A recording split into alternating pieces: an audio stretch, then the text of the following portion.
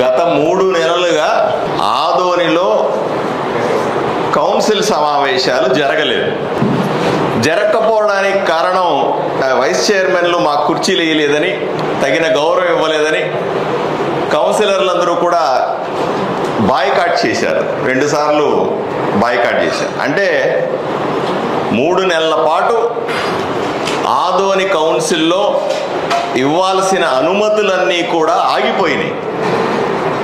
3 నెలల అభివృద్ధిని అడ్డం పడిన ఘనత ఈ వైఎస్ఆర్సీపీ కౌన్సిలర్ల అధ్యక్ష. నేను చాలా క్లియర్గా ఉన్నా, మున్సిపాలిటీకి ప్రజలు డబ్బులు కడతా ఉన్నారు. ఇంటి పన్ను రూపంలోనో, కొళాయి పన్ను రూపంలోనో, ఖాళీ ఇంటి స్థలం రూపంలోనో ఏదో రకంగా డబ్బులు కడతా ఉన్నారు. డబ్బులు కట్టి మాకు సేవలు ఇవ్వండి అంటా ఉన్నారు. మన దగ్గర డబ్బులు ఉన్నాయి, ప్రభుత్వం డబ్బులు ఇచ్చింది. కేంద్ర ప్రభుత్వం, మీకు అందరికీ అర్థం కావాలి, కేంద్ర ప్రభుత్వం గత సంవత్సరంగా నేరుగా ఆర్థిక సంఘం నిధులు, 15వ ఆర్థిక సంఘం నిధులు 19 కోట్ల రూపాయలని మున్సిపాలిటీ అకౌంట్లో వేసింది. దీంట్లో టైడ్ నాన్ టైడ్ ఉంటాయి. మళ్ళీ అంటే 19 కోట్ల రూపాయల్లో 30% నిధుల్ని మనం మంచినీళ్ల కోసం ఖర్చు పెట్టాలా, తాగునీటి వ్యవస్థ కోసం ఖర్చు పెట్టాలా, 30% పారిశుద్ధ్యానికి ఖర్చు పెట్టాలా, మిగిలిన దాన్ని అవసరాలకు, రోడ్లకో డ్రైనేజీలకో వాడుకునే అవకాశం, వెసులుబాటు ఉంటుంది అధ్యక్ష. ఇన్ని కోట్ల రూపాయలు మున్సిపాలిటీకి నరేంద్ర మోదీ గారు నేరుగా వేసిన, ప్రభుత్వం సహకరించడానికి సిద్ధంగా ఉన్న, కేవలం ఆదోని కౌన్సిల్లో వైఎస్ఆర్సీపీ కౌన్సిలర్లు అడ్డుపడటం వల్ల ఈరోజు పనులు చేయలేకపోతున్నాం అధ్యక్ష.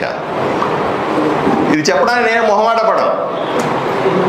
ఎందుకంటే మేము మెజారిటీ ఉన్నాం, మా మాట నెగ్గాల. మేము మెజారిటీ ఉన్నాం, మీరు వేరే పార్టీలో గెలిచారు కాబట్టి మీరు అభివృద్ధి చేస్తే మీకు మంచి పేరు వస్తుంది కాబట్టి మేము అనుమతులు ఇవ్వము.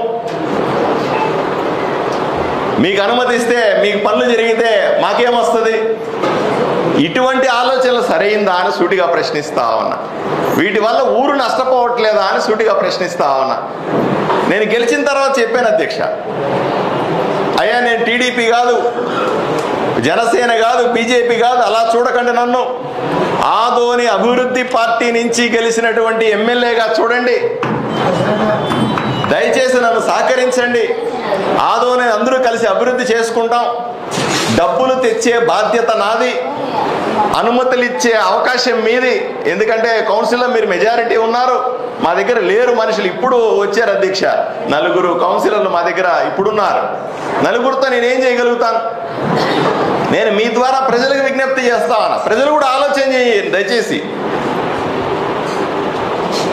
ఉన్న వైఎస్ఆర్సీపీ కౌన్సిలర్లు మెజారిటీ ఇక్కడ ఉంటే, ఒకే ఒక కౌన్సిలరు అక్క టీడీపీ నుంచి ఉంటే, తెచ్చిన డబ్బులని, ప్రభుత్వం ఇచ్చిన డబ్బులని, బ్యాంకులో ఉన్న డబ్బుల్ని ఈరోజు ఖర్చు పెట్టలేని దుస్థితి ఈ వైఎస్ఆర్సీపీ పార్టీ వల్ల వచ్చిందని ప్రజలకు సమాధానం చెప్తున్నాను అధ్యక్ష. ఎందుకంటే ప్రజలు పొద్దున్నేసి వచ్చి అడుగుతారు. ఇప్పుడు చివరికి ఏ పరిస్థితి ఉందంటే ఆలోచన చేయాలి. పొద్దున్నేసి జనాలు మన దగ్గరికి వస్తూ ఉంటారు, మాకు రోడ్డు కావాలా, డ్రైనేజ్ వేయాలా, మంచినీళ్ళు కావాలా, ట్యాప్ ఇవ్వాలా అంటున్నారు. అంతెందుకు చివరికి అక్క వాళ్ళు కూడా కౌన్సిలర్, సాక్షాత్తు కౌన్సిలర్ దగ్గరికి చెప్తా ఉన్నారు, అన్న ఇది రావట్లేదు, అది రావట్లేదు, మేము మా వార్డులో మేము పనులు చేయలేకపోతా ఉన్నా అంటున్నారు. అక్క మీ అందరికీ సమాధానం చెప్తా ఉన్నా, మీరు మీ వార్డులో పని చేసుకోలేకపోవడానికి, పెద్దమ్మ వాళ్ళ వార్డులో కనీసం నీళ్లు ఇవ్వలేకపోవడానికి, రోడ్డు వేయలేకపోవడానికి, డ్రైనేజ్ వేసుకోవడానికి మీ సహచర వైఎస్ఆర్సీపీ కౌన్సిలర్లు కారణం కాదా అని ఒకసారి మీరు ఆలోచన చేసుకోవాల్సిన అవసరం ఉంది. దీని గురించి ప్రజలు కూడా అర్థం చేసుకోవాలి. రోజుకు 15 గంటలు కష్టపడతా ఉన్నా, ప్రభుత్వాన్ని ఒప్పిస్తా ఉన్నా, మంత్రుల చుట్టూ కాళ్ళరిగేలాగా తిరుగుతా ఉన్నా, ముఖ్యమంత్రి గారిని, ఉప ముఖ్యమంత్రి గారిని కన్విన్స్ చేసుకుంటా ఉన్నా, డబ్బులు తెస్తా ఉన్నా, డబ్బులు తెచ్చిన తర్వాత ఖర్చు పెట్టలేకపోతా ఉన్నా, ప్రజలకు మంచి చేయలేకపోతా ఉన్నా, కేవలం ఈ కౌన్సిల్లో, మున్సిపాలిటీ కౌన్సిల్లో అత్యధికంగా వైఎస్ఆర్సీపీ కౌన్సిలర్ ఉండడమే ఈ ఊరికి అడ్డం అధ్యక్ష. ఈ ఊరు బాగుపడడం వీళ్ళకి ఇష్టం లేదు, ఈ ఊరిలో అభివృద్ధి జరగడం వీళ్ళకి ఇష్టం లేదు, ఈ ఊరిలో మంచి పనులు జరగడం ఇష్టం లేదు. ఏ పని పెట్టినా అడ్డం చెబితే నేను ఎలా ముందుకు తీసుకెళ్తాను ఈ ఊరిని, నేను హామీలను ఎలా నెరవేర్చుకోగలుగుతానో ఒకసారి అర్థం చేసుకోండి అధ్యక్ష. నేను ప్రజలకు సమాధానం చెప్తా, నేను ఎవరికి సమాధానం చెప్పాల్సిన పని లేదు. నన్ను ఓటేసి గెలిపించిన ప్రజలకు నేను తప్పనిసరిగా సమాధానం చెప్పాల్సిన అవసరం ఉంది కాబట్టి సమాధానాలు చెప్తా ఉన్నా. రెండోది, అన్నిటికంటే ముఖ్యమైన విషయం చెప్తాను అధ్యక్ష. వైఎస్ఆర్సీపీ వైస్ చైర్మన్లు కానీ కౌన్సిలర్లు కానీ చాలా పెద్ద పెద్ద మాటలు మాట్లాడినారు అధ్యక్ష. ఏమయ్యా అధికారులు అడుగుతా ఉన్నారు, ఏమయ్యా ట్యాక్స్ ఎంత కలెక్ట్ చేస్తా ఉన్నావు, ఎంత ఖర్చు పెడతా ఉన్నావు, ట్యాక్స్ కలెక్ట్ చేయడం చేత కాదుగా అని అధికారులు దబాయిస్తున్నారు అధ్యక్ష. దీన్ని కూడా ప్రజలు ఒకసారి ఆలోచన చేయాల్సిన అవసరం ఉంది. ఈ ప్రజలు ఒక్కసారి అర్థం చేసుకోండి. ఈ పేపర్ని నా ఫేస్బుక్లో, నా సోషల్ మీడియాలో కూడా పెడతానండి, ఒకసారి చూడాలి. ఇది ఆదోని మున్సిపాలిటీలో ward members properties act tax details. అంటే ఇక్కడ కూర్చున్నటువంటి, మనం ఎక్కడో ఉన్నటువంటి మనుషుల గురించి మాట్లాడుతున్నాం అధ్యక్ష.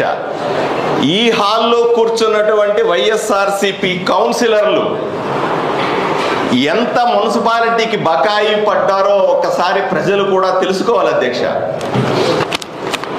నేను కొన్ని పేర్లు చదువుతాను చూడండి. అక్క ఏ సునీత అక్క, వాళ్ళ భర్త గారి పేరు అక్షరశ్రీ రామకృష్ణారెడ్డి. అన్న, అక్క మీరు ఇంటి ట్యాక్స్ 86,574 రూపాయలు కట్టాల్సి ఉందక్క, నీటి పన్ను 1,500 రూపాయలు కట్టాల్సిందక్క. అలాగే ప్రతి ఒక్క విషయానికి కూడా అధికారులు దబాయిస్తాడు. ఎవర్రా ట్యాక్స్ కట్టండి, ఇది న్యాయం అది న్యాయం అని గొప్పలు చెప్తా ఉంటాడు. మా అన్న నరసింహులు అన్న, బి నరసింహులు గారు వైస్ చైర్మన్ గారు సాక్షాత్తు 19,712 రూపాయలు ట్యాక్స్ కట్టాల్సి ఉంది. 7,500 రూపాయల నీళ్లకు సంబంధించిన ట్యాక్స్ కట్టాల్సింది. అంటే మా నరసింహులన్న, వైస్ చైర్మన్ అన్న, వైఎస్ఆర్సీపీలో ప్రముఖ నాయకుడు, గొంతెత్తి అధికారులను దబాయిస్తాడు, ఇన్ని చేస్తాడు. 5 సంవత్సరాలుగా ఆయన ఇంటికి వస్తున్న నీళ్లకు పన్ను కట్టలేదు అధ్యక్ష. దీనికి ప్రజలకు సమాధానం చెప్పరా అని అడుగుతా ఉన్నా. కడుపు రగిలిపోతుంది అధ్యక్ష. అలాగే ఇంకొక వైస్ చైర్మన్ గారు ఇక్కడ ముల్లా అహ్మద్ గౌస్ గారు, ఆయన 4,590 రూపాయలు ఇంటి పన్ను కట్టాల్సి ఉంది. 1,500 రూపాయలు ఆయన నీటి పన్ను కట్టాల్సి వచ్చింది. అంటే 5 అంటే సంవత్సరానికి 750 రూపాయలు, 6 నెలలకు ఒకసారి 750 రూపాయలు ట్యాక్స్ కట్టాల్సి వస్తే సంవత్సరంగా ఆయన ట్యాక్స్ కట్టలేదు. చెప్తాను. ప్రేమ రాజేశ్వర్ రెడ్డి గారు వైఎస్ఆర్సీపీ చెప్పినవన్నీ మీరు విన్న తర్వాత ఎవరు మీడియా వాళ్ళు ఎవరు ఎక్కడికి పోతారు అన్నింటిలో సమాధానం చెప్తారు. ఎమ్మెల్యే గారు దాని సమాధానం చెప్పి సంతోషం.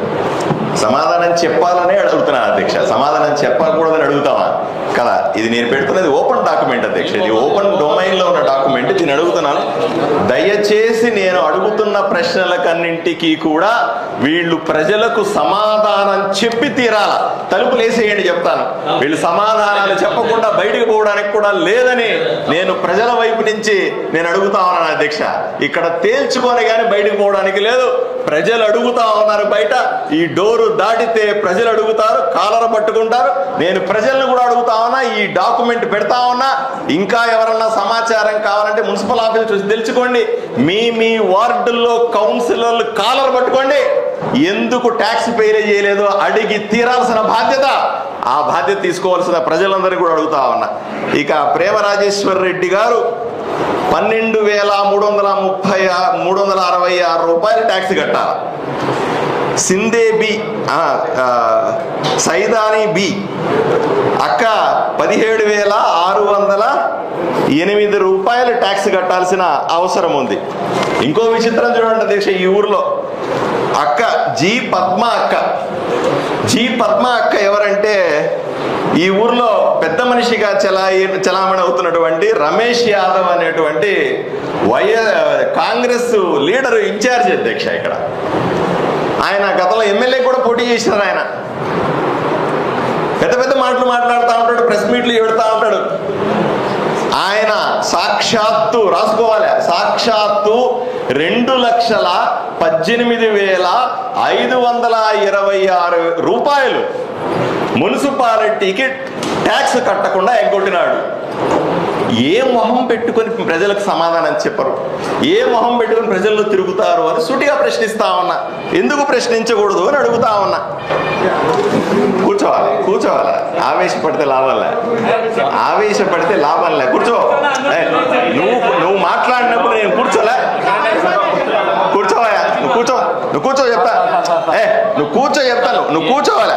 నువ్వు మాట్లాడినంతసేపు నువ్వు మాట్లాడిన సేపు నేను కూర్చున్నా, సమస్య లేదు. ఎట్టి పరిస్థితుల్లో ఒప్పుకోరు.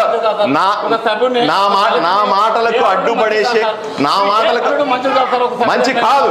అవును, 100కు 100 మీరు చేస్తున్న పని మంచిగా అని అడుగుతా ఉన్నా. చేసేవన్నీ తప్పుడు పనులు చేసి ఈరోజు అడిగితే కోపం వచ్చిందా? దయచేసి అలా మాట్లాడకూడదు, కూర్చోవాలి. అలాగే నేను నువ్వు కూర్చోవాలి. నువ్వు కావాలని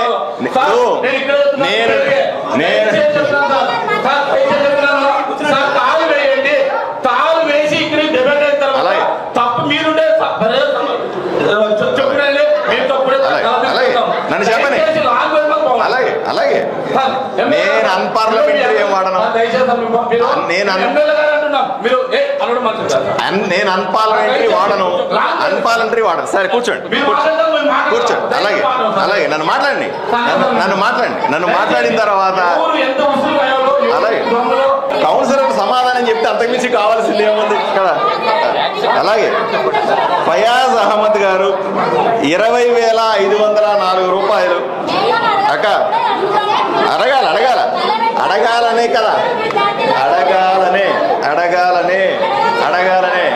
ఇప్పుడు చూడండి అధ్యక్ష, ఇప్పుడు నేనేమి ఎక్కడి నుంచో వచ్చి అబద్ధాలు మాట్లాడతా.